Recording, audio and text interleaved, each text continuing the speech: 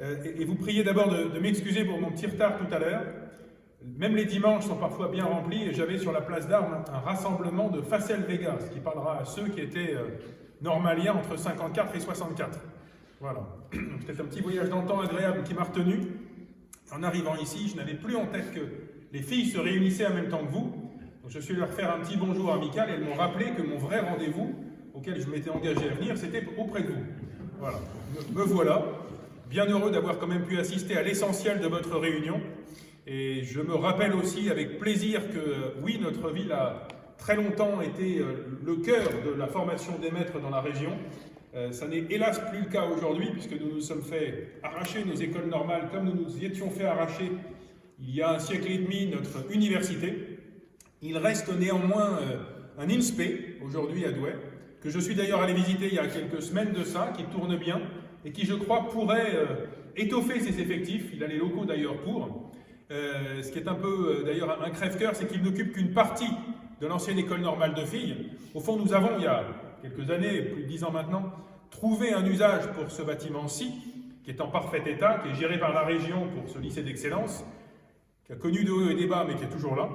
L'école normale de filles aujourd'hui est dans un triste état, un petit peu à l'abandon, et j'espère que le département qui en est propriétaire finira par céder le bâtiment pour en refaire quelque chose. Sans doute pas un lieu pédagogique, peut-être du logement, peut-être autre chose, mais que ce bâtiment vive en tout cas. Et puis, je ne vais pas étendre davantage mon propos, mais comme je sais que M. Lelièvre fait un rapport scrupuleux, y compris de ce que je dis dans nos assemblées générales, je suis avec beaucoup d'attention ce qui se dit aujourd'hui dans l'actualité sur la formation des maîtres.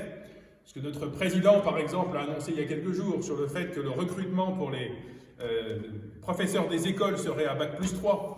Je sais aussi que voilà, il y a une pénurie aujourd'hui de recrutement d'enseignants, et je pense que c'est lié à beaucoup de choses, pas seulement Bac+3 ou Bac+5, il y a sans doute des questions de rémunération pendant la formation, il y a des questions de formation où on fasse un meilleur équilibre entre formation académique indispensable et formation à la pédagogie en face des élèves, comme certains pays d'Europe le font. Il y a beaucoup de choses à réfléchir là-dessus, mais je suis convaincu que la qualité des enseignants fait la qualité de l'école et que la qualité de l'école, c'est l'avenir du pays. Que donc on est sur un sujet absolument central et qu'il faut traiter. Et puis, je terminerai là-dessus. Dans le Nord particulièrement, nous voyons aujourd'hui fondre les effectifs scolaires. Parce qu'à population égale, le nombre de jeunes et d'élèves baisse. Et nous défendons, nous les maires du Nord, que la population des enseignants ne baisse pas ou ne baisse pas aussi vite que celle des élèves, de façon à assurer un meilleur encadrement dans les écoles, un meilleur encadrement dans les collèges et les lycées, et saisir cette opportunité pour renforcer encore voilà, la capacité à enseigner à nos jeunes et à nos élèves.